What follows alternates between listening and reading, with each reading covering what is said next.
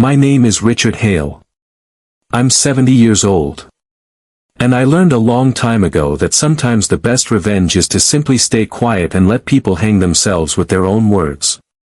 It happened on a Sunday evening during our monthly family dinner. My wife's sister, Karen, had always looked down on me. That night, with the whole family sitting around the table, she finally said what she'd been thinking for years.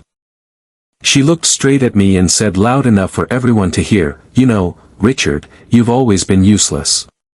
You never made real money, you never gave your wife the life she deserved, and honestly, you're just dead weight in this family." The table went completely silent. I didn't argue. I didn't defend myself. I simply smiled, nodded slowly, and took another sip of my water. Karen smirked, thinking she had won. But what she didn't know was that in that moment, I decided to stop protecting her. And within 3 months, everything she had built, her reputation, her marriage, and her comfortable life, would start crumbling. Not because of anything I said, but because I finally stopped covering for her. My name is Richard Hale. I'm 70 years old. For most of my life, I tried to keep the peace in my wife's family. I smiled through rude comments, I stayed quiet when I was disrespected, and I never once fought back. I thought that was the right thing to do. But everything changed on one Sunday evening in March. We were having our usual monthly family dinner at my wife's parents' house. My wife, Linda, and I had been married for 43 years. Her younger sister, Karen, was also there with her husband, Mark, and their 2 teenage kids. Karen had always treated me like I was beneath her.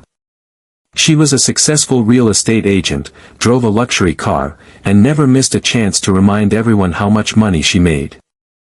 I, on the other hand, had worked as a high school math teacher for 35 years. I never earned big money, but I lived honestly and took care of my family. That night, after dinner, while everyone was still sitting at the table, Karen suddenly turned to me.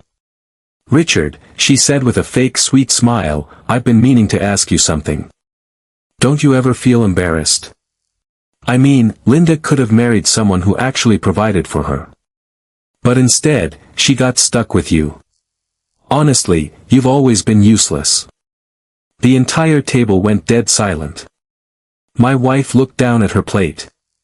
Her parents shifted uncomfortably in their chairs. Even Karen's husband looked shocked. I didn't get angry. I didn't argue. I simply looked at her, smiled gently, and said, "You might be right, Karen." Then I picked up my glass and took a slow sip of water. Karen looked pleased with herself. She thought she had humiliated me in front of the whole family. But what she didn't realize was that I had just made a decision. For years, I had been quietly helping Karen without her knowledge. When she first started her real estate business, she needed clients. I had quietly referred several families to her, families of my old students and colleagues. When she had cash flow problems 2 years ago, I had given her $18,000 through a private loan without telling anyone. When her husband lost his job, I had paid their mortgage for 3 months without saying a word. I had done all of this because I wanted peace in the family. But after that dinner, I decided peace was no longer worth the price. I started with small, quiet steps.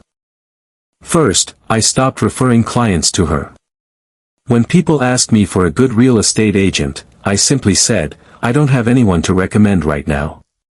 Within 2 months, her business started slowing down. Second, I called in the private loan I had given her. I didn't do it aggressively. I simply had my lawyer send her a formal notice that the loan was due in 60 days. She was shocked. She had assumed it was a gift. Then came the final blow. Karen had always told everyone that she was the one who bought their expensive house and luxury cars. She made it seem like her husband, Mark, contributed very little. But I knew the truth. Over the years, she had been secretly taking money from her parents without telling her husband. I had proof, bank transfers her mother had shown me years ago when she was worried about Karen's spending. I didn't expose her directly.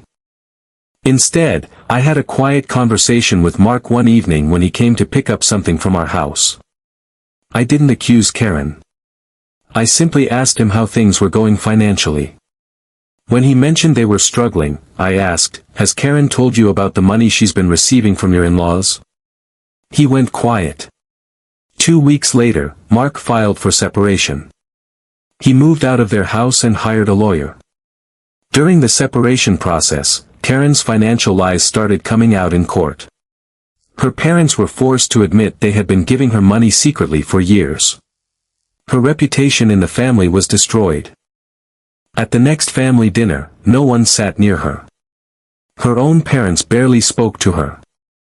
Even her children looked at her differently. Karen tried to blame me. She called me one night, screaming, "You did this. You turned everyone against me." I replied calmly, "No, Karen.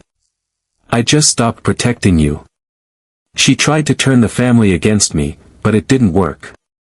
Because this time, I had proof of everything I had done for her over the years. When her parents asked me why I had helped her so much in secret, I simply said, "Because I thought families should support each other."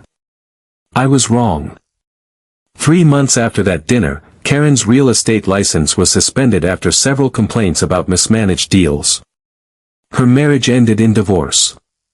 She lost the house and had to move into a small apartment. I never once raised my voice.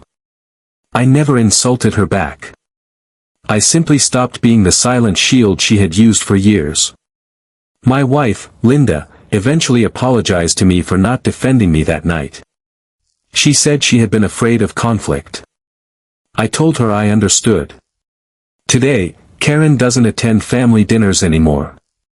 And when people ask me about her, I simply say, "I hope she's doing well." Because the truth is, I didn't need to destroy her.